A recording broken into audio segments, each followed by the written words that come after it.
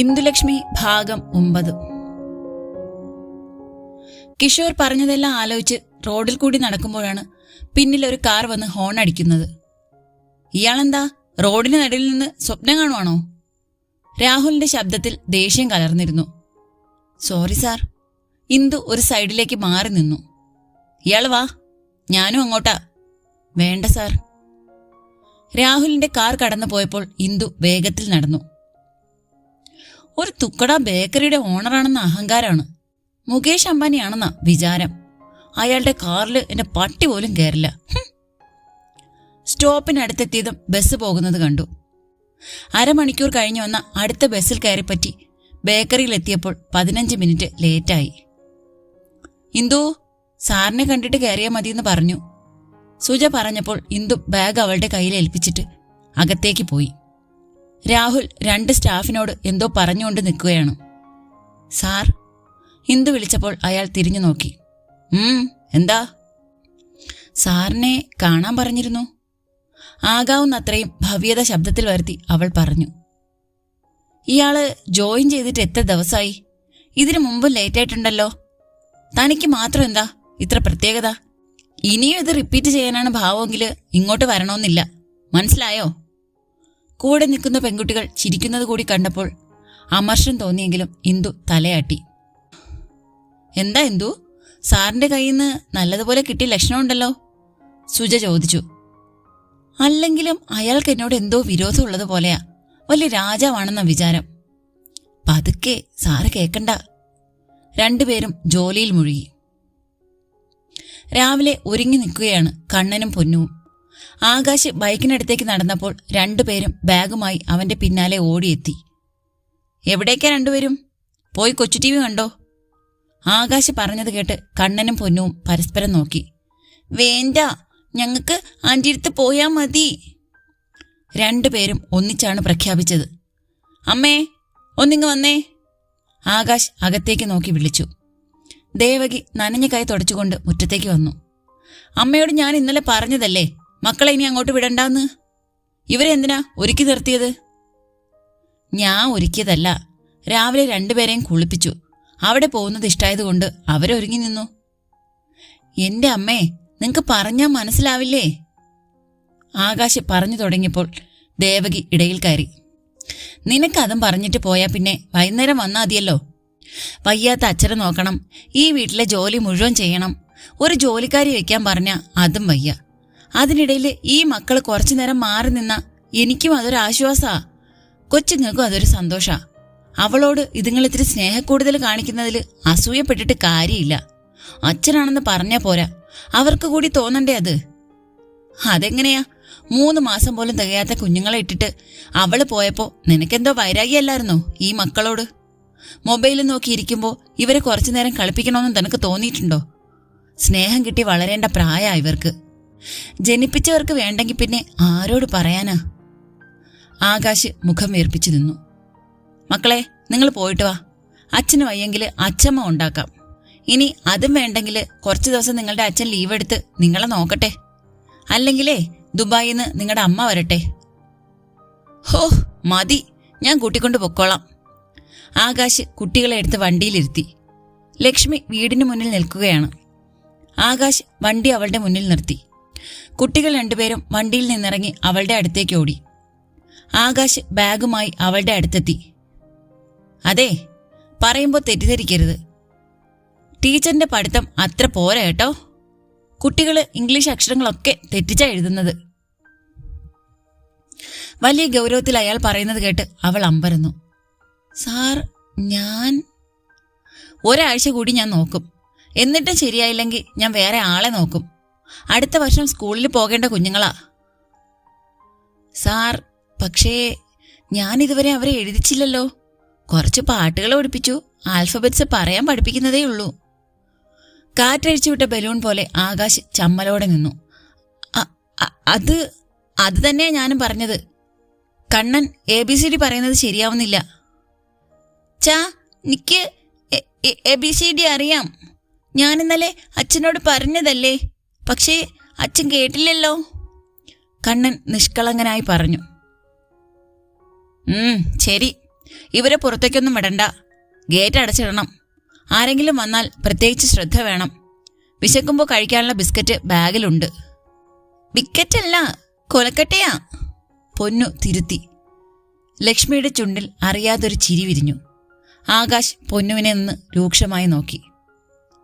ആ ശരി, അച്ഛൻ വരുമ്പോൾ മക്കൾക്ക് എന്താ വാങ്ങണം?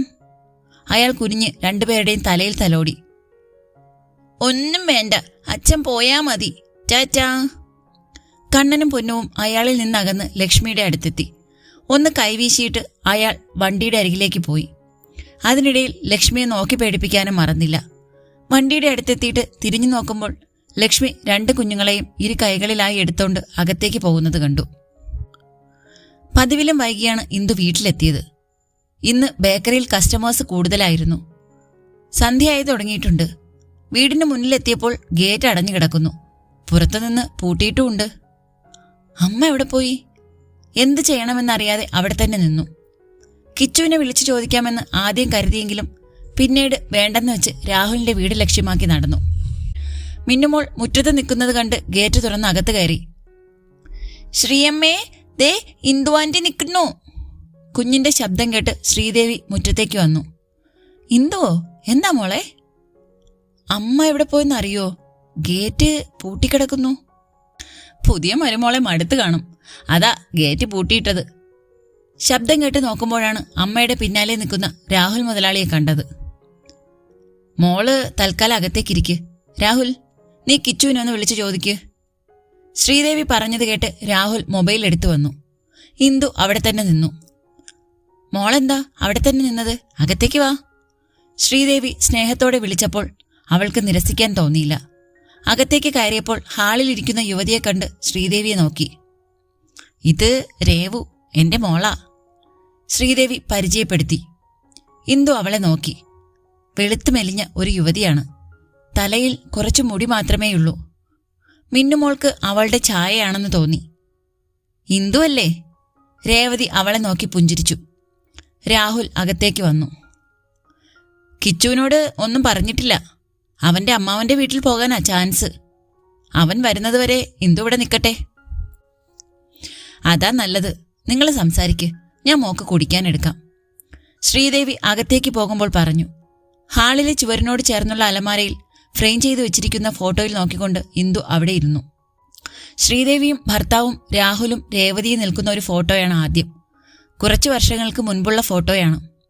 അതിനടുത്ത് വിവാഹവേഷത്തിൽ നിൽക്കുന്ന രേവതിയും ഒരു ചെറുപ്പക്കാരനും.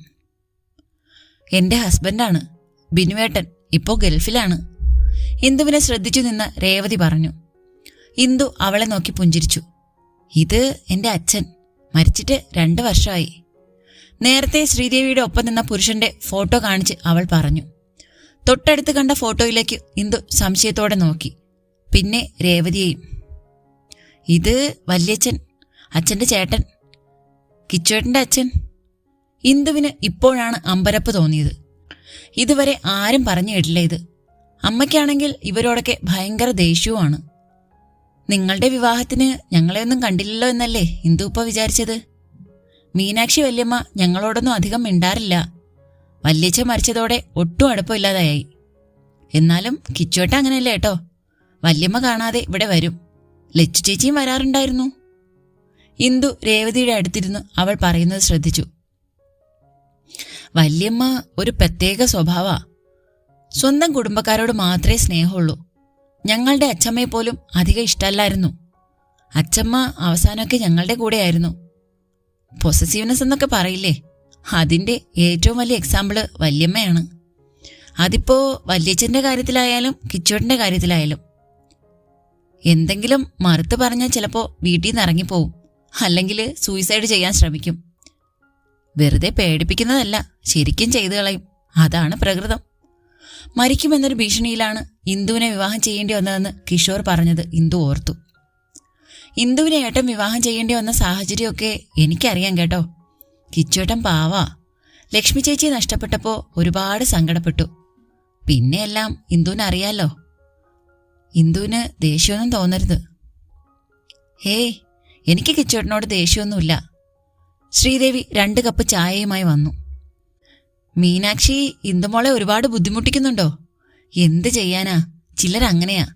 എല്ലാവരും അവള് പറയുന്നത് കേൾക്കണം. ഇന്നിപ്പോ എന്തുണ്ടായിട്ടാണോ ഇറങ്ങിപ്പോയത്? അത് ശ്രീയമ്മേ, ഞാൻ അമ്മയെക്കൊണ്ട് കുറച്ച് ജോലിയൊക്കെ ചെയ്യിക്കും, അതായിരിക്കും. ഇന്ദു ചെറിയ ചമ്മലോടെ പറഞ്ഞു. ശ്രീദേവിയും രേവതിയും അത് കേട്ട് ചിരിച്ചു. നന്നായി, ലച്ചു ചേച്ചി തനിച്ച് ജോലിയെല്ലാം ചെയ്യും. വല്യമ്മ കിച്ചണിലേക്ക് പോകുന്നത് കഴിക്കാൻ മാത്രമാ. കുറേ നാള് വെറുതെ ഇരുന്ന ശരീരമല്ലേ, പെട്ടെന്ന് ജോലി ചെയ്യാൻ പറഞ്ഞപ്പോ ഇഷ്ടപ്പെട്ടിട്ടുണ്ടാവില്ല, അല്ലേ ഏട്ടാ? രേവതി മുന്നിലേക്ക് നോക്കുന്നത് കണ്ടാണ് വാതിലിനടുത്ത് നിൽക്കുന്ന രാഹുലിനെ ഇന്ദു കണ്ടത്. മുറ്റത്ത് ബൈക്കൊന്ന് നിൽക്കുന്ന ശബ്ദം കേട്ട് രാഹുൽ അവിടേക്ക് പോയി. കിച്ചോട്ടൻ വന്നെന്ന് തോന്നുന്നു, രേവതി പറഞ്ഞു. മിന്നുമോളെയും എടുത്തുകൊണ്ട് കിഷോറും കൂടെ രാഹുലും അങ്ങോട്ട് വന്നു. ഞാൻ അമ്മാവനെ വിളിച്ചിരുന്നു. അമ്മയ്ക്കിവിടെ ജോലി ചെയ്ത് വയ്യാതായെന്ന്. തിരിച്ചു വരണമെങ്കിൽ കുറച്ച് ഡിമാൻഡുണ്ട്. 1, ഞാൻ അമ്മയോട് പഴയതുപോലെ സംസാരിക്കണം. 2, ഇന്ദു ജോലിക്ക് പോകുന്നത് നിർത്തണം. അമ്മയോട് സ്നേഹമായി പെരുമാറണം. പിന്നെ അമ്മയ്ക്ക് വീട്ടുജോലിയൊന്നും ചെയ്യാൻ പറ്റില്ല. ഇത്തവണ ആത്മഹത്യാശ്രമം ഒന്നുമില്ലേ? രാഹുൽ പരിഹാസത്തോടെ ചോദിച്ചപ്പോൾ ശ്രീദേവി അവനെ നോക്കി കണ്ണുരുട്ടി. ഇന്ദു രാത്രി ഇവിടെ കിടന്നോട്ടെ കിച്ചോട്ടാ, എനിക്കൊരു കൂട്ടുമായല്ലോ, രേവതി പറഞ്ഞു. ഇവളുടെ കൂടെ കിടന്നാൽ ഉറങ്ങാൻ സമ്മതിക്കില്ല, രാത്രി മുഴുവൻ സംസാരിച്ചിരിക്കും. ഇപ്പോ മിന്നുമോള് പോലും ഇവളുടെ കൂടെ കിടക്കില്ല, രാഹുൽ പറഞ്ഞപ്പോൾ രേവതി ചുണ്ടുകൂർപ്പിച്ചു. ഞാൻ കുറച്ച് സംസാരിച്ചോട്ടെ രാഹുലേട്ടാ, ചിലപ്പോ അധികനാൾ സംസാരിക്കാൻ കഴിഞ്ഞില്ലെങ്കിലോ? റൂമിൽ പെട്ടെന്നൊരു നിശബ്ദത നിറഞ്ഞു. ശ്രീയമ്മയുടെ കണ്ണുകൾ നിറഞ്ഞു. ഇത് കണ്ടോ ഇന്ദു, ഞങ്ങളുടെ ശ്രീയമ്മ ഒരു കരഞ്ചി പെണ്ണാ കേട്ടോ. എനിക്കൊരു ചെറിയ അസുഖം ഉള്ളതിനാ ഈ കരഞ്ഞു വിളിക്കുന്നത്, രേവതി കളിയാക്കി.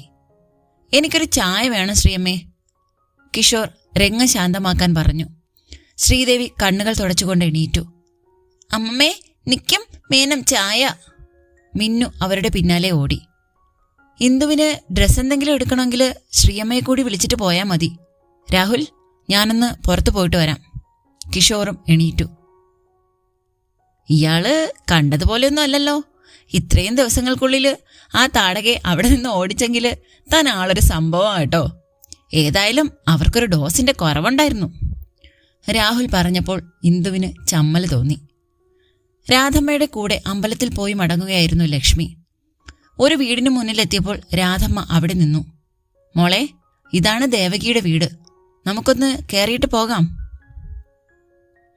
ലക്ഷ്മി ആദ്യം നോക്കിയത് മുറ്റത്തേക്കാണ്. ബൈക്ക് കാണാത്തതുകൊണ്ട് ആകാശ് വന്നു കാണില്ല എന്നവൾ ഊഹിച്ചു. കുട്ടികളെ കാണാൻ അവൾക്കും ആഗ്രഹമുണ്ടായിരുന്നു. മുറ്റത്തേക്ക് നടന്നപ്പോഴേ അകത്തുനിന്ന് കുട്ടികളുടെ ബഹളം കേട്ടു. ഏതോ കാർട്ടൂണിന്റെ ശബ്ദവും കേൾക്കുന്നു. ഇടയ്ക്ക് ദേവകിയുടെ ശാസനയും ഉയരുന്നുണ്ട്. കോളിംഗ് ബെല്ലിൽ വിരലമർത്തി കാത്തു നിൽക്കുമ്പോൾ അവൾ ചുറ്റും കണ്ണോടിച്ചു. മുറ്റം മുഴുവൻ ബിസ്ക്കറ്റ് പാക്കറ്റുകളും പേപ്പറുകളും നുറുക്കിയിട്ടിരിക്കുന്നു. ദേവകിയാണ് വാതിൽ തുറന്നത്. പിന്നാലെ ഓടിപ്പാഞ്ഞിറങ്ങിയ വികൃതികളെ ലക്ഷ്മി ഇരു കൈകളിലും പിടിച്ചു നിർത്തി. ഇതാണ് ഞാൻ ഡോറ് പൂട്ടിയിടുന്നത്. 2 പേരും ഇറങ്ങി റോഡിലോട്ടാ ഓടുന്നത്.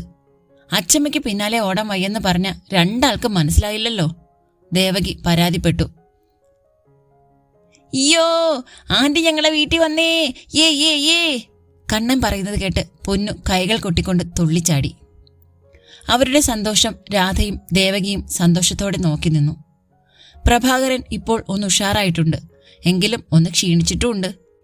രാധ ദേവകിയുടെ ഒപ്പം അടുക്കളയിൽ സംസാരിച്ചപ്പോൾ ലക്ഷ്മി കുട്ടികളുടെ കൂടെ കൂടി. ആൻറ്റി, ദാ ഇത് എന്റെ ടോയ്സാ, ഇത് കണ്ണന്റെ. പൊന്നുവും കണ്ണനും അവളോട് ചേർന്ന് നിന്ന് സംസാരം തുടങ്ങി. ലക്ഷ്മി അവർ പറയുന്നത് മൂളിക്കേട്ടു. അപ്പോഴാണ് ആകാശിന്റെ വരവ്. കൊച്ചു ടിവിയുടെ ശബ്ദവും കുട്ടികളുടെ സംസാരവും കാരണം അയാൾ അകത്തേക്ക് വന്നപ്പോഴാണ് ലക്ഷ്മി കാണുന്നത്. ടീച്ചർ എന്താ ഇവിടെ? ആകാശ് പുരികം ചൊളിച്ച് അവളെ നോക്കി. ലക്ഷ്മി പെട്ടെന്ന് എണീറ്റു. ഞാൻ ഇതുവഴി പോയപ്പോൾ. കണ്ണാ, പൊന്നു, അച്ഛൻ എന്താ മക്കൾക്ക് കൊണ്ടുവന്നതെന്ന് കണ്ടോ? ആൻറ്റി കണ്ടോ, അച്ഛമ്മ എനിക്ക് കൂട്ടുസിറ്റല്ലോ. പൊന്നു കൈവിരലുകൾ അവളെ ഉയർത്തിക്കാട്ടി. അച്ഛമ്മ എനിക്ക് ഇട്ടില്ല, ബോയ്സ് കൂട്ടശിരില്ലേ ആൻറ്റി? കണ്ണൻ സങ്കടത്തോടെ ചോദിച്ചു. ലക്ഷ്മി ദയനീയമായി കുട്ടികളെയും ആകാശിനെയും നോക്കി. കണ്ണാ, പൊന്നു, ഇങ്ങ് വന്നേ. ആകാശ് അവരെ എടുക്കാനായി കൈനീട്ടി. വേണ്ട, അച്ഛൻ ഞങ്ങളെ വയക്ക് പറയും, ഞാൻ വരൂല. കണ്ണൻ ചിണുങ്ങലോടെ ലക്ഷ്മിയെ ചുറ്റിപ്പിടിച്ചു. ഈ അച്ഛ ഇന്നാള് എന്നെ തല്ലി ഇവിടെ. പൊന്നു അവളുടെ കൈ ലക്ഷ്മിയെ ഉയർത്തി കാണിച്ചു. ആകാശ് പോക്കറ്റിൽ നിന്ന് 2 ചോക്ലേറ്റ് എടുത്ത് കുട്ടികളുടെ കയ്യിൽ കൊടുത്തു. മക്കൾ പോയി ഇത് കഴിച്ചിട്ട് വാ, അച്ചമ്മയ്ക്ക് കൂടി കൊടുക്ക്. കുട്ടികൾ അതുമായി പോയി. എന്താ ടീച്ചറിന്റെ ഉദ്ദേശം? ആര് പറഞ്ഞിട്ടാ നിങ്ങൾ ഈ വേഷം കെട്ടി നടക്കുന്നത്? ശബ്ദം താഴ്ത്തിയാണ് ചോദിച്ചതെങ്കിലും ആകാശിന്റെ ശബ്ദത്തിൽ രോഷം കലർന്നിരുന്നു. സാർ, ഞാൻ അങ്ങനെയൊന്നും. ഇത്തിരിയില്ലാത്ത കുട്ടികളെ സ്നേഹിച്ചു മയക്കി ഇവിടെ കയറിക്കൂടാനാണോ നിന്റെ ഉദ്ദേശം? അതോ പൈസയാണോ? കണ്ടാൽ തന്നെ അറിയാം നീയൊരു കള്ളിയാണെന്ന്. ലക്ഷ്മിക്ക് സങ്കടം വന്ന് നെഞ്ചിൽ കുടുങ്ങി. കണ്ണുകൾ നിറഞ്ഞു. കള്ളികളുടെ ലക്ഷണ ഈ കരച്ചില്. നിവർത്തികേട് കൊണ്ടാ ഒരു പരിചയമില്ലാത്ത നിന്റെ അടുത്ത് എന്റെ കുഞ്ഞുങ്ങളെ കൊണ്ട് നിർത്തുന്നത്. ഇപ്പോതാ വീട്ടിലും വന്ന് നിരങ്ങാൻ തുടങ്ങി. നിന്റെയൊക്കെ കയ്യിലിരിപ്പ് ഉണ്ടാവും ഡിവോഴ്സായി ഈ നാട്ടിൽ വന്ന് നിൽക്കുന്നത്. അമ്മയോട് ഞാൻ അന്നേ പറഞ്ഞതാ. നീ എപ്പോ വന്നു? ദേവകിയുടെ ശബ്ദം കേട്ട് ആകാശ് തിരിഞ്ഞു നോക്കി. ലക്ഷ്മി വേഗം സാരിത്തും ഉയർത്തി കണ്ണുകൾ തുടച്ചു. ഞാനിപ്പോ വന്നതേ ഉള്ളൂ. ലക്ഷ്മിയെ ഒന്നുകൂടി തറപ്പിച്ചു നോക്കിയിട്ട് ആകാശ് മുറിയിലേക്ക് പോയി. മോളുടെ മുഖം എന്താ വല്ലാതെ? അവൻ എന്തെങ്കിലും പറഞ്ഞോ? ദേവകി ലക്ഷ്മിയെ സംശയത്തോടെ നോക്കി. ചെറിയൊരു തലവേദന പോലെ ഇടയ്ക്ക് വരാറുള്ളതാ. കുറച്ചു നേരം കിടന്നാ മാറും. രാധമ്മ എവിടെ? രാധമ്മയെയും വിളിച്ച് ലക്ഷ്മി അവിടെ നിന്നും നടന്നകന്നു. രാധമ്മ എന്തൊക്കെയോ പറയുന്നുണ്ടെങ്കിലും അവൾ ഒന്നും കേൾക്കുന്നുണ്ടായിരുന്നില്ല. വീട്ടിലേക്ക് പോയി ലക്ഷ്മി കസേരയിലിരുന്നു. ഇത്രയും നേരം അടക്കിവെച്ച സങ്കടമൊക്കെ പെയ്തൊഴിഞ്ഞു.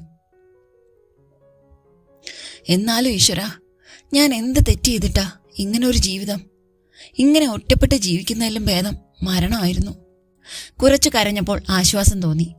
തുറന്നു കിടന്ന ഗേറ്റ് അടയ്ക്കാൻ മുറ്റത്തേക്ക് ഇറങ്ങിയപ്പോഴാണ് റോഡരികിൽ കിടന്ന കിഷോറിന്റെ കാർ കണ്ടത്. ആ സമയം ഇന്ദുവിനെ അവൾ ഓർത്തതേയില്ല. ഓടിച്ചെന്ന് കിഷോറിന്റെ നെഞ്ചിലേക്ക് വീഴുമ്പോൾ അവന്റെ കൈകൾ ബലമായി അവളെ വലയം ചെയ്തിരുന്നു. തുടരും. അടുത്ത പാർട്ടുമായിട്ട് അടുത്ത ദിവസം കാണാട്ടോ.